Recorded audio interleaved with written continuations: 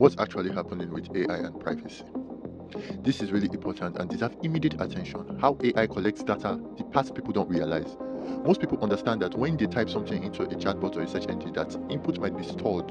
What surprises them is the sheer breadth and the subtlety of collection behind that obvious layer. First, there's what I would call passive inference. AI systems don't just collect the data you explicitly give them, they derive new data about you from patterns. Your typing speed, the time of the day you use the service, how long you hover over a certain content, what you scroll past versus what you stop on.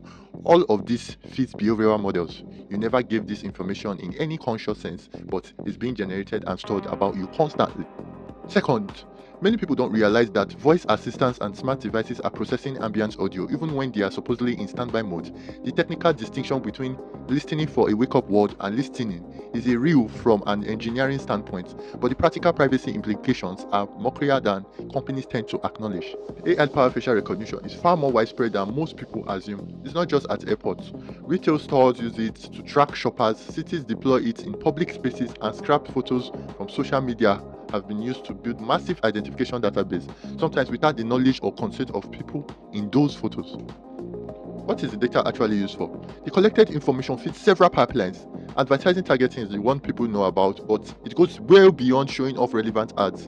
AI models are used to predict your creditworthiness, your likelihood of committing a crime, your health risks for insurance purposes, your employability, and even your emotional state in real time for the purpose of optimizing when and how to present you with purchasing decisions. One thing that surprises people: data brokers compile and sell profiles that can include hundreds of thousands of data points per individual. Your estimated income, political learning, health condition, relationship status, purchasing habits, and AI makes it possible to cross-reference and enrich these profiles at a scale that was previously impossible.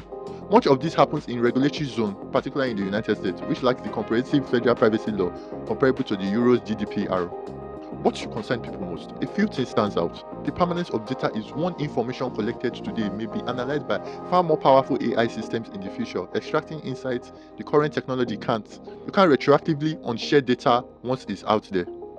Another is chilling effect. When people know or even suspect they are being surveilled and profiled, they self-censor. Research suggests this changes behavior in measurable ways. People search for less sensitive health information, express political views less freely, and engage less with controversial but important topics that has consequences for democratic society. Finally, there's a concentration of informational power. A handful of companies now possesses more detailed knowledge about individual human behavior than institutions in history. The asymmetry between what they know about you and what you know about how they use that knowledge is enormous.